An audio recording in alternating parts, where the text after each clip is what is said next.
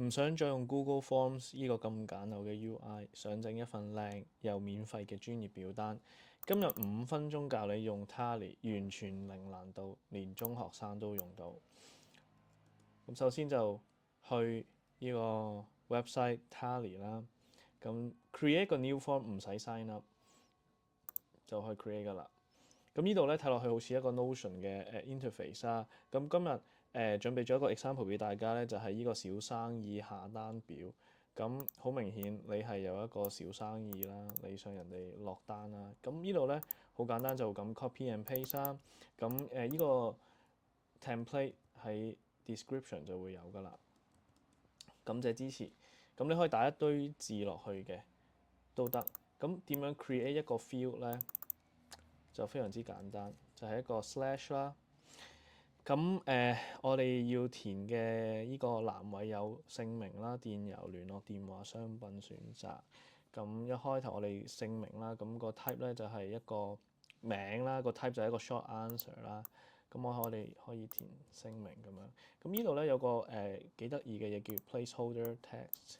你就可以 copy 一個你的姓名是咁樣，咁呢個灰色嘅，咁就可以幫助人去填呢個 form 啦。好啦，下一個咧電郵，咁個 type 咧就係一個 email 啦，聯絡電郵，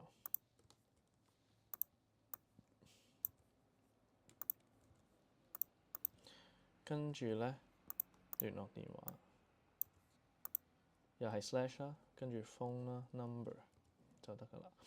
然後呢度如果你唔得 placeholder text 咧，你就可以按 enter，咁就開一個新嘅一行啦。個客人想訂購啲乜嘢物品咧？咁呢個係一個 multiple choice 嘅 field，咁繼續 slash multiple choice，咁個 question，OK，可能就係你想訂購邊款商品啦。咁跟住呢度你就可以依3個啦嘅商品啦，你賣緊蠟燭啊、手鏈啊、帆布袋，咁你見到呢度直接 paste 咧就已經有嗰個option 喺度噶啦。跟住咧可以填其他喎，咁其他咧你係可以請在下面填寫，咁就一個類似備註或者係一個額外嘅 short answer 嘅 field 去俾人填呢個其他商品。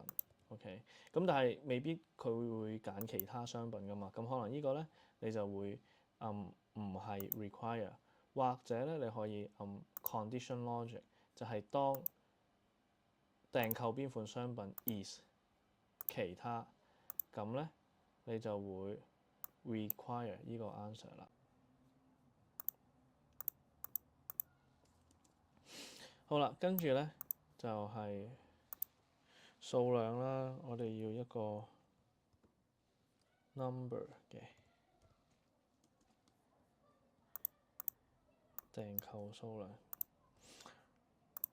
你見到顏色呢度係 short answer 啦，咁佢可以填佢想要嘅顏色啦，或者款式啦，如果有嘅話，咁就係呢度 placeholder text 可以係有更多嘅 instruction 啦。咁顏色款式呢個未必係適用噶嘛，咁所以我哋就將 require 刪咗佢先。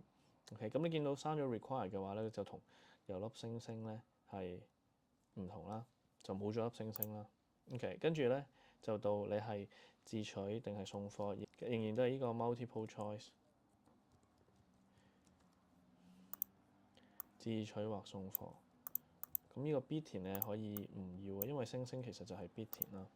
咁呢度我哋有2個 choice 啦，一個咧就係旺角站附近，一個係順豐嘅。咁又係 copy and paste，然後我哋按 enter 咧，再按 enter 咧就係開新嘅一行。咁地址啦，點樣只有選擇送貨嘅時候先顯示咧？Well 啦，first of all，地址係好長噶嘛，就唔會係 short answer 啦。咁呢度有好多唔同嘅 field type 咧，你係可以揀 long answer 嘅。咁呢個就係地址啦。咁我哋咧就按星星咧都見到就係可以 remove 嗰個require 嘅嘢啦。咁你呢度咧你可以填咩咧？就係話地址呢個 field 咧，你可以 add 一個 conditional logic，就係 when 自取或送貨嘅時候係送貨，咁咧地址就係 require 啦，即係 require 地址。OK，就係咁啦。OK，然後咧有啲咩特別嘅嘢啊，或者係備註啊，咁我哋見到呢個 paragraph 其實就係long form 啦，long answer 啦，咁樣我哋就可以話備註。咁又按一粒星星咧，就係按走呢個require 嘅 logic 啦。咁就話如有任何可以寫低咁樣，跟住咧同意事項。咁同意事項就係一個 checkbox 啦。同意以上係 OK 嘅咁樣，好啦，咁就完成㗎啦。咁你可以按 preview 咧，就可以睇到 preview 你嘅名係咩啦。咁如果呢個時候我咩都唔做，按提交咧，就見到 enter value 啦、電郵啦、電話啦等等都需要嘅。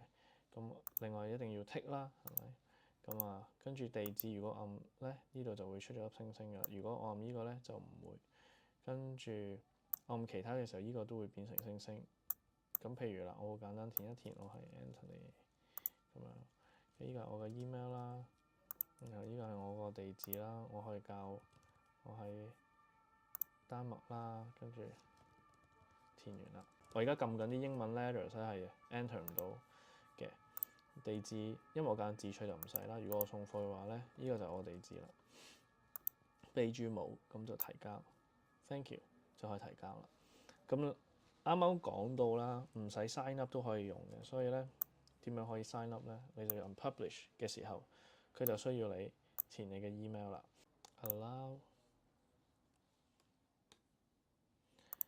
然後再 take me to tally 啦。咁你見到呢個咧，呢個係 draft 嘅 status 咧，你只要按 publish 啦，就可以 publish 噶啦。